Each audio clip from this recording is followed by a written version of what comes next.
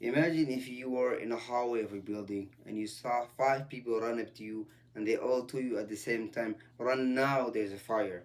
Would you run? Most people will run without doing any other work of making sure that these people are lying or not.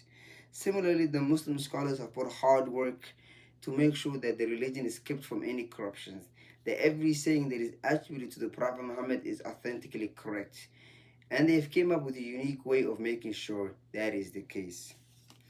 I am somebody who's been learning about the religion of Islam since as a young kid. I've even memorized almost half of the Quran. I've also graduated from the Islamic University of Minnesota here in the state of Minnesota. Islam is the second largest religion in the world, and unfortunately, many people have bad misconceptions about it or don't even know about it. Today, I'll be informing you about Islam and hopefully clear some misconceptions. First, I'll be talking about basic beliefs and practices. Then, secondly, I'll go depth into the one of the pillars of Islam that is called Hajj. And lastly, I will inform you about how the Muslim scholars have kept the religion from any corruption. First, Islam has five pillars. Each Muslim is required to have all these five pillars to be called a Muslim. The first pillar is called testimony, which is you have to bear witness that there's none of worthy worship except Allah and that Muhammad is his messenger. The second pillar is called prayer. Muslims are required to pray 5 times a day. Sources such as Economic Times mention that Muslims pray in the morning, a prayer called Fajr at the dawn break. Second prayer they pray at afternoon, and which is called Dhuhr. Third prayer they pray at late afternoon, which is called Asr. And the fourth prayer is Maghrib, which they pray at the sunset. And lastly, the fifth prayer they pray is when the sun goes, when the skies go completely dark, a prayer called Isha.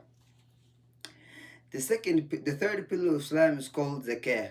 Muslims who have enough wealth are required to pay 2.5% of their wealth, of their saved wealth, to the poor people every year. And this pillar is only meant for those with wealth, not every single Muslim.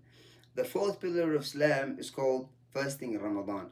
Muslims are required to fast the whole month of Ramadan from sunrise to sunset. And finally, the last pillar of Islam is called Hajj, which Muslims are required to do a pilgrimage at least once in their lifetime if they are capable of. Now let's go depth into that pillar, which is called Hajj. Hajj is the unique pillar that requires a lot of physical ability, that requires a lot of wealth and a lot of traveling to done. Muslims are required to do Hajj once in their lifetime. You are welcome to do more than once if you have the capacity to do so. Also, the pillar Hajj can only be done once every single year in the month called the Hajj. Sources such as Al Jazeera tell us more about how the pilgrimage Hajj is done. One of the things that you do in Hajj is something called Tawaf, which is circling around the Kaaba 7 times, and standing in the place of Arafah. And also one of the things that is required from Hajj is the Muslims to wear the same clothes, the white garment, all the Muslims, and nothing underneath. So they could all the men, so they could all look the same. No one knows from which one is rich and which one is poor. Finally, the how the Muslims have kept the religion from any corruption is a very unique science, and is a very detailed science. Among the ways that the scholars have critiqued the authenticity of the hadiths are, which is the sayings of Prophet, are to make sure that there is a snad, something called a chain of narration. The person that is narrating must have a chain that starts from him that connects him back to the generation of the Prophet Muhammad for his chain to be authentic. After that, each of the people that is in that chain, they all must be people that have a great memory and also people that were good and known for their goodness.